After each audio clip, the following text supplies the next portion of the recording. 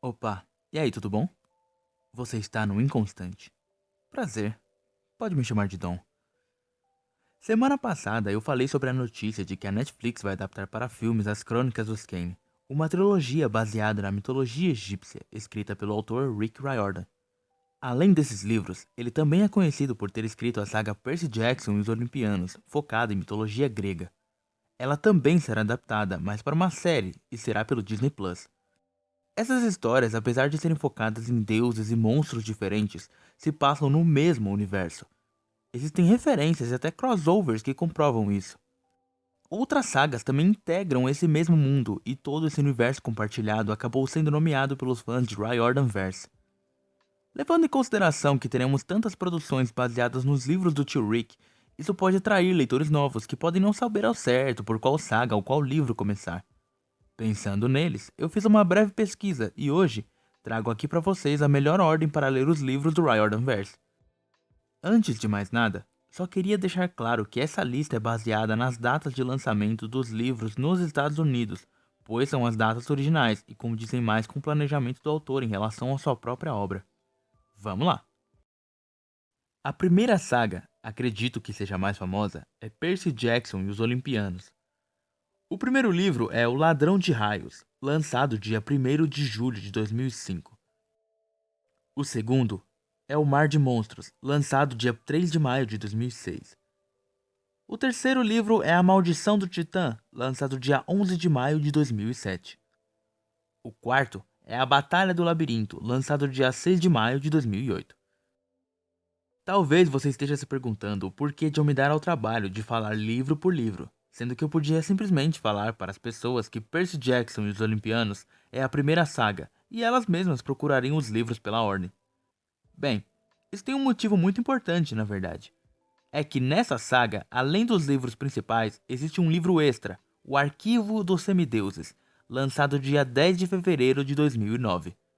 Esse livro possui 3 contos e, por mais que eles não sejam considerados parte da história principal, alguns acontecimentos deles são mencionados no futuro, e eu os acho bem importantes. O Último Olimpiano, lançado dia 5 de maio de 2009, é o livro que fecha essa primeira saga.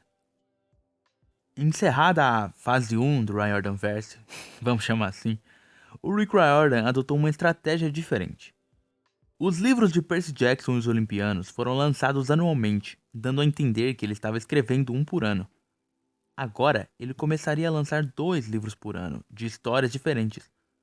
A trilogia baseada em mitologia egípcia, As Crônicas dos Kane, chegou até nós primeiro. O livro que marcou sua estreia no dia 4 de maio de 2010 foi A Pirâmide Vermelha.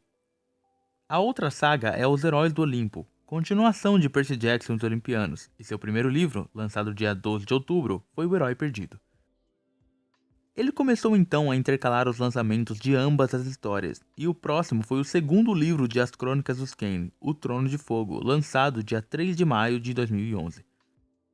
Seguindo a lógica, o próximo livro foi o segundo da saga Os Heróis do Olimpo, O Filho de Netuno, lançado dia 4 de outubro. A Sombra da Serpente fechou a trilogia dos Kane no dia 1º de maio de 2012. Outro livro extra, dessa vez de Os Heróis do Olimpo, foi o Diário do Semideus, lançado dia 14 de agosto.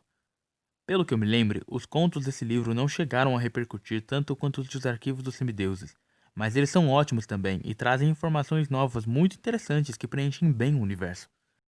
Voltando para a programação normal, o terceiro livro de Os Heróis do Olimpo é A Marca de Atena e foi lançado dia 7 de outubro de 2012. Apesar de a trilogia dos Kane ter acabado, ainda existia uma história a ser contada com esses personagens. O tal crossover que reúne o mundo greco-romano com o mundo egípcio. O conto O Filho de Sobek foi lançado dia 7 de maio de 2013 e trata-se do encontro de Carter Kane e Percy Jackson. Eu não sei ao certo se esse crossover teve um lançamento oficial aqui no Brasil. Se teve, eu acredito que tenha sido apenas em e-book. O quarto livro de Os Heróis do Olimpo, A Casa de Hades, foi lançado nos Estados Unidos e no Brasil no dia 8 de outubro de 2013. Eu acredito que a partir daqui, os lançamentos brasileiros passaram a ser simultâneos com os estadunidenses. Após Percy e Carter se encontrarem, chegou a vez das garotas. Em O Cajado de Serapis, Annabeth Chase e Sage Kane se conhecem e participam de uma aventura juntas. O segundo conto do crossover foi lançado dia 8 de abril de 2014. Chegamos finalmente na reta final. O Sangue do Olimpo, lançado dia 7 de outubro, encerra a saga Os Heróis do Olimpo.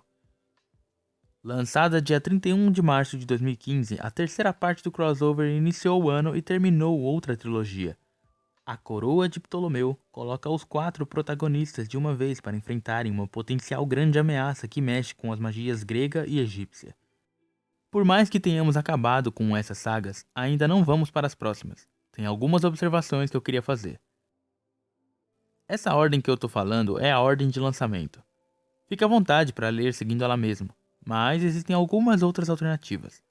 Eu digo isso pelo seguinte: o Filho de Sobek foi lançado entre a Marca de Atena e a Casa de Hades, mas quem já leu esses 2 livros sabe que é simplesmente impossível o Percy ter participado desse conto nesse período, assim como o Cajado de Serapis foi lançado entre a Casa de Hades e o Sangue do Olimpo, e a Annabeth não poderia ter participado também. Isso dá a entender que o crossover acontece depois de As Crônicas dos Kane e de Os Heróis do Olimpo. Isso nos dá algumas opções. Você pode ir lendo alternadamente mesmo, mas depois que terminar As Crônicas dos Kane, leia os livros restantes de Os Heróis do Olimpo e só então lê o crossover. Ou você pode ler As Crônicas dos Kane inteira, depois ler Os Heróis do Olimpo inteiro e após terminar as 2 sagas, aí sim ler o crossover. Você pode inverter essa ordem também, ler Os Heróis do Olimpo, As Crônicas dos Kane e o crossover, fica a seu critério. Após explorar a mitologia egípcia, o tio Rick foi atrás de uma nova fonte de mitos para enriquecer seu universo compartilhado, e ele encontrou essa tal fonte na mitologia nórdica. Ele então lançou uma nova trilogia, Magnus Chase e os Deuses de Asgard. O primeiro livro trata-se de A Espada do Verão, lançada dia 6 de outubro de 2015. Ele manteve o mesmo ritmo de produção, lançando 2 sagas alternadamente. Além de explorar uma nova mitologia, ele continuou expandindo o já conhecido mundo greco-romano com uma nova saga, As Provações de Apolo.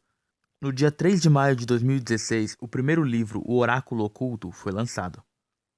No dia 4 de outubro, tivemos o lançamento do segundo livro de Magnus Chase, O Martelo de Thor. No dia 2 de maio do ano seguinte, A Profecia das Sombras foi lançado, o segundo livro de As Provações de Apolo. E, para encerrar a trilogia de Magnus Chase e os Deuses de Asgard, O Navio dos Mortos foi lançado dia 3 de outubro. A partir daqui, só temos então lançamentos de As Provações de Apolo.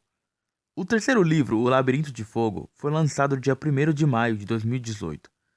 O quarto, A Tumba do Tirano, foi lançado dia 24 de setembro de 2019. E o quinto e último livro ainda está para ser lançado. A Torre de Nero estará entre nós dia 10 de novembro deste ano. Eu falei no caso de As Crônicas dos Kane e de Os Heróis do Olimpo que existia mais de uma recomendação de leitura. Poderia ler uma saga e depois a outra ou lê-las alternadamente. Aqui, no caso de Magnus Chase e os Deuses de Asgard e As Provações de Apolo, eu recomendo apenas ler alternando entre as histórias. Existem spoilers e referências entre as sagas que são bem mais diretos do que antes, então para evitar que as surpresas sejam estragadas, é melhor ler conforme as datas de lançamento.